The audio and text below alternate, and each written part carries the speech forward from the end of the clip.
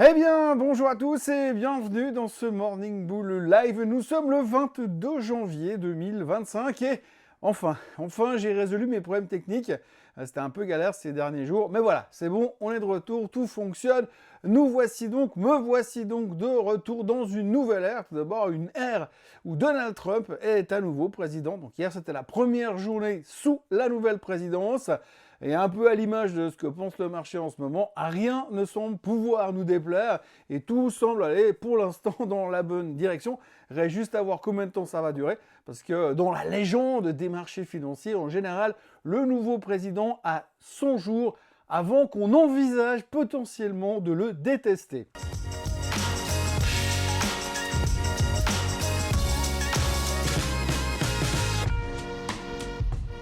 Alors oui, vous l'aurez noté, vous l'aurez compris, ça fait une bonne semaine qu'on ne parle que de l'investiture de Trump. Investiture par-ci, investiture par-là, et Trump il va dire ça, et puis Trump il va dire ci, ensuite Trump il va annoncer ça, puis il faudra acheter ça ou ça parce que ça va monter et que les cryptos c'est trop cool parce que quand Trump il sera là, eh bien forcément ça va tout changer. Bon, ben voilà, Trump il est arrivé, Trump il est là, et le moins qu'on puisse dire c'est qu'il n'a pas chômé depuis lundi, mais en même temps, les marchés étaient quand même vachement plus motivés quand on spéculait sur ce qu'il allait éventuellement peut-être faire. Maintenant qu'on voit ce qu'il fait concrètement, on va pas se mentir, c'est quand même beaucoup moins drôle. Alors pour être franc, on est tellement content qu'il soit arrivé qu'il en faudra quand même beaucoup plus pour nous démotiver pour l'instant. Et puis, on a cette capacité à trouver toujours de nouvelles choses pour rendre la finance passionnante, que nous sommes pratiquement instantanément passés à autre chose les 100 premiers jours de Donald Trump. Oui, parce que nous sommes chauffés depuis début novembre pour lister les choses qui allaient bénéficier de l'aura du nouveau président. Ça fait presque 100 jours qu'on s'excite sur l'énergie, sur les robotaxis de Tesla et sur le fait que la crypto sous Trump, ça sera que du bonheur. Et encore, je ne vous mentionne même pas le fait qu'il va virer tous les immigrés illégaux, donc vider la moitié de la Californie, puis qu'il va aussi taxer tout le monde dans tous les sens, je parle des autres pays, pour rendre l'Amérique great again, et forcer ses partenaires commerciaux à se prosterner devant lui. Je ne vous parle même pas du fait qu'il va tellement baisser les impôts ces prochains temps que même le prince de Monaco a hésité à déménager aux USA pour profiter de ce nouveau paradis fiscal. Trump est donc au pouvoir, les immigrés illégaux sont toujours là, il n'a pas annoncé de fonds stratégiques en crypto, ce fameux fonds dont tout le monde rêvait, il n'a rien annoncé sur les impôts, et pour ce qui est des tarifs douaniers, mis à part rappeler le fait qu'il allait taxer le Canada et le Mexique à hauteur de 25%, il n'a rien fait de concret, si ce n'est annoncer la mise en place d'un groupe de travail pour savoir comment et combien et quand il allait taxer ses partenaires commerciaux. Ce qui du coup, ça laisse une grosse porte ouverte aux négociations pour les pays qui auraient éventuellement envie de négocier, entre guillemets. Négocier le sujet tarif, bien sûr. Sujet tarif qui semble d'ailleurs déjà repoussé plus ou moins au mois d'avril si on écoute et on entend ce qu'on entend, ce qui soulage grandement l'Europe qui n'arrête pas de monter, voyant que jusque-là, ça va, il n'y a pas de taxe douanière. D'ailleurs, les clowns qui servent de politiciens à Bruxelles commencent déjà à se gargariser sur X,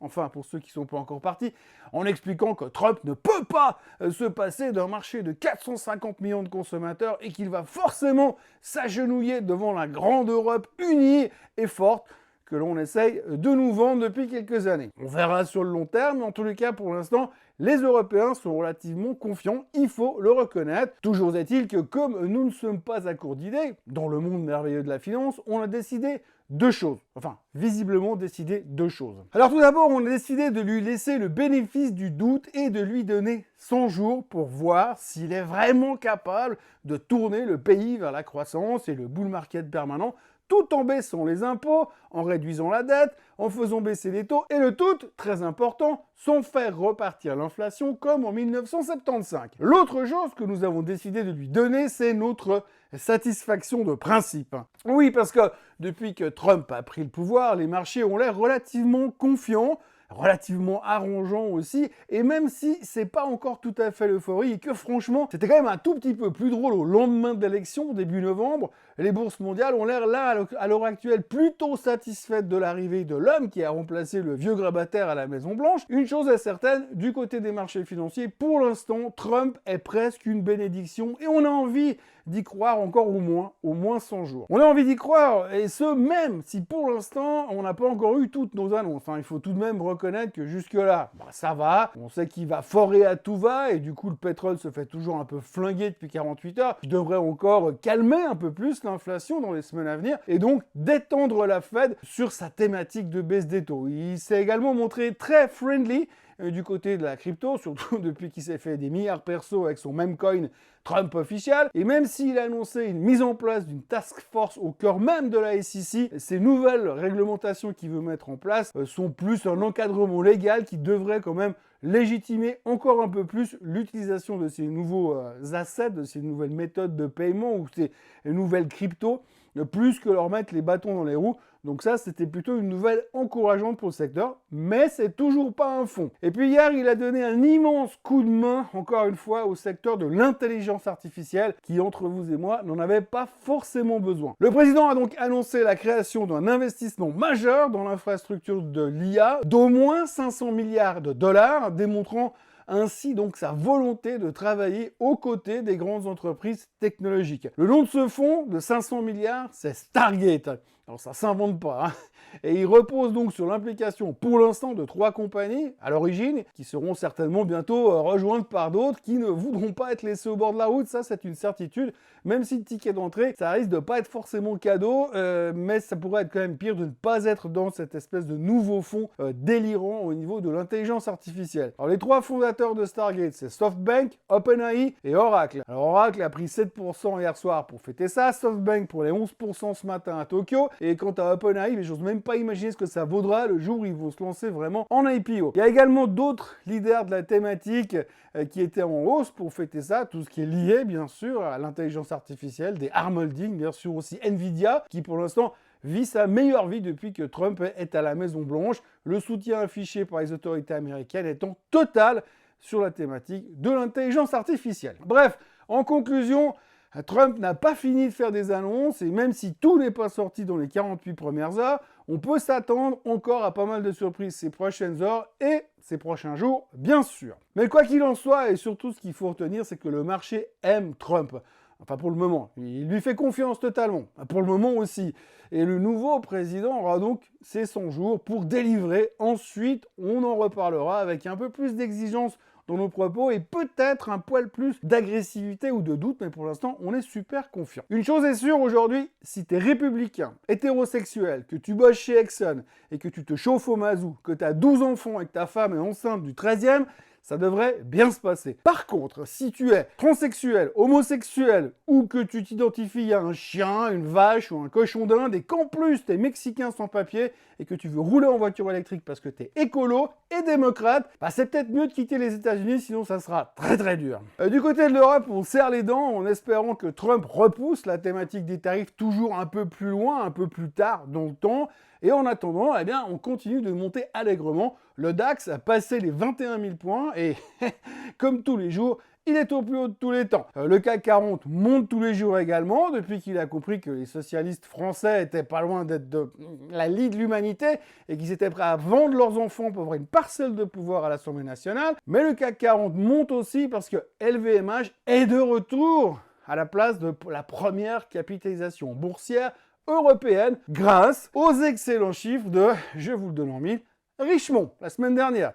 Mais grâce aussi au fait que Novo Nordisk est soudainement haï par tout le monde depuis qu'ils ont foiré leur dernier test sur leur nouveau médicament contre l'obésité et qu'en plus, l'arrivée de Trump et de RFK à la santé, au pouvoir, risque de peser sur les remboursements du Wegovy et de l'Ozempic. Oui, en effet, actuellement, les prescriptions de médicaments contre l'obésité coûtent ou auraient coûté plus de 15 milliards de dollars à l'État américain et donc RFK, qui n'est pas un monstre fan des lobbies pharmaceutiques, eh bien, on pourrait s'attendre à 2-3 coupes budgétaires qui pourraient mettre un coup de frein gigantesque aux marges gargantuesques des pharma qui produisent ce médicament miracle qui permet de retrouver la ligne sans effort et qui fait également économiser du carburant aux compagnies aériennes parce que leurs clients sont moins lourds et donc ça consomme moins dans les avions. On sent donc une certaine angoisse chez Novo Nordisk et Eli Lilly, c'est pas la première fois qu'on en parle, ce qui est pas pour déplaire d'ailleurs à l'ami Bernard Arnault qui se délecte à l'idée de se retrouver en tête de gondole des plus grosses capitalisations boursières européennes à quelques jours de la publication de ses chiffres trimestriels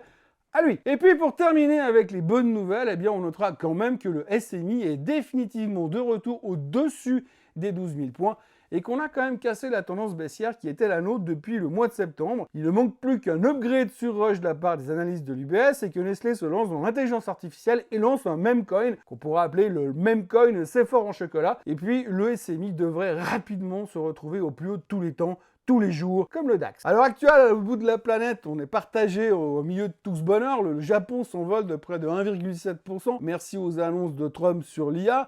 Mais en revanche, c'est un peu plus tendu du côté de la Chine qui perd 1% parce qu'on craint toujours un peu ce que Trump va ou pourrait leur sortir au niveau des tarifs douaniers. Aux dernières nouvelles, on entend et on parle de 10% de tarifs douaniers dès le 1er février contre la Chine, mais ça reste une affaire à suivre. Et puis du côté du pétrole, le baril est toujours sous pression et se traite autour des 75-75. Forcément, le drill baby drill de Trump fait moyennement plaisir au secteur, mais on ne s'avoue pas vaincu, puisqu'on entend quelques voix s'élever pour dire que ça n'est pas fini et que les coûts de raffinage pourraient augmenter et annuler une partie de la pression vendeuse à laquelle nous avons la joie et le bonheur d'assister, puisque oui, à la fin, ça finira bien par baisser à la pompe. Enfin, peut-être. Un jour. Et du côté de l'or, on se rapproche des plus hauts de tous les temps, puisque nous sommes à 2769 $ et que le record se situe juste 21 $ plus haut. Trump devrait faire ce qu'il faut là aussi pour aller casser ces niveaux extrêmement importants et aller en route pour les 3000 $. Le rendement du 10 ans résiste encore depuis l'arrivée de Trump. On se traite à 4,58%, mais là, on est beaucoup plus linké à la thématique de l'inflation. Et l'absence des vrais chiffres macro cette semaine nous pèse aussi un petit peu du côté du 10 ans. Le Bitcoin, lui, il est toujours à l'église en train d'allumer des cierges en attendant des news vraiment bullish de la part de la Maison Blanche. Des news bullish qui devraient être la création d'un fonds crypto qui serait génial. Pour l'instant, le BTC est à 105 500 $ et dans les nouvelles du jour qu'il faut retenir, oui, parce qu'au-delà des annonces du président, je me dois quand même de vous rappeler qu'il y a une vie en dehors de la Maison Blanche. Il y a même carrément des publications trimestrielles. Si. Hier d'ailleurs, on a eu droit aux chiffres trimestriels de United Airlines qui ont fait mieux que les attentes. Je ne sais pas si ça a à voir avec les drogues anti-obésité, enfin les médicaments anti-obésité aux États-Unis. Ils ont expliqué qu'il y avait de la croissance un peu partout dans leurs chiffres et dans les ventes de billets d'avion, bien sûr. La demande a surtout explosé au niveau des ventes de sièges à haut de gamme, plus 10%. C'est devenu un peu le moteur assez important des compagnies aériennes ces derniers temps. On a beaucoup parlé également chez Delta, ce qui contribue donc à des commentaires plutôt optimistes pour l'avenir dans le secteur aéronautique. Hier soir, UAL prenait 3,6%. Mais la vedette du jour, la vraie vedette du jour, c'était clairement Netflix qui a publié des chiffres records. Ils ont à nouveau dépassé les attentes avec près de 19 millions de nouvelles souscriptions, ce qui permet donc du coup à Netflix de franchir la barre des 300 millions d'abonnés. Donc là tout de suite, Netflix est clairement devenu le maillot jaune de l'industrie du streaming avec au moins une étape d'avance sur le reste. Je sais pas ce qu'ils prennent, mais si tu mets ça dans ta caisse, tu montes à 300 à l'heure plus vite qu'une Tesla bien chargée. Le chiffre d'affaires de Netflix est de 10,2 milliards en hausse de 16% par rapport à la période d'il y a 12 mois. Le bénéfice net est de 1,9 milliard, qui est également au-dessus des attentes. Netflix, hier soir, traitait en hausse de, je vous le donne en mille, 14%, après avoir été pas mal volatile durant la séance d'hier, avant les publications. Mais aujourd'hui, le titre devrait ouvrir au plus haut de tous les temps cet après-midi. Avec un peu de bol, on pourrait même peut-être passer les 1000 $ sur Netflix. Dans les autres petites nouvelles qu'on passe vraiment sous silence, parce qu'il n'y a pas grand-chose à dire, on a quand même beaucoup parlé d'Apple, qui voit ses ventes d'iPhone chuter en Chine, selon des sources non officielles, parce que c'est une boîte d'analyse qui a publié ça. La société à la pomme, en plus, s'est pris une claque avec un downgrade chez Jefferies qui passe de conservé à sous-performé. Et Apple perdait du coup 3,2% hier soir. Et puis, il faut noter également le fort engouement de la thématique de l'espace depuis que Trump a parlé d'aller sur Mars. Rocket Lab prenait plus de 30%, Redwire explosait de 50% et Intuitive Machines prenait 24% rien que sur la séance d'hier. Et puis bien sûr, les fournisseurs classiques de la NASA que sont Boeing ou Lockheed Martin ont également relativement bien vécu la chose puisqu'ils prenaient 2%. Ça fait plaisir pour une fois que Boeing monte. Du côté des chiffres à venir cette semaine, au niveau macro ce matin, on attend rien, mais alors rien du tout, il n'y a pas un chiffre, on dirait qu'ils ont tout annulé exprès pour laisser le temps à Trump de s'installer. Du côté des sociétés, on aura Procter, Abbott, Halliburton, Travelers et Johnson & Johnson qui publieront avant l'ouverture, et puis après la clôture, il y aura Alcoa, Discover et Steel Dynamics, donc on n'est pas encore dans les grands noms. Je crois que demain, il y aura les semi-conducteurs qui vont arriver, Texas Instruments entre autres. Et puis en Europe, il n'y a pas grand-chose, parce que tout le monde est à Davos pour aller brasser de l'air au World Economic Forum et pour aller skier, pour ceux qui savent. À l'heure actuelle, les futurs sont en hausse, 0,3%, et on espère presque que Trump va signer un décret qui interdit de vendre des futurs le matin pour permettre au marché d'ouvrir en hausse tous les jours. Voilà, n'oubliez pas de vous abonner à la chaîne Swissquote en français, de liker cette vidéo, de la partager, de la commenter. Et puis si vous avez envie, revenez demain pour un nouveau Morning Bull live, vu que maintenant j'ai récupéré mon Mac qui refusait de vouloir bosser avec moi hier. Très bonne journée à tous et à demain. Soyez forts. Allez, bye bye.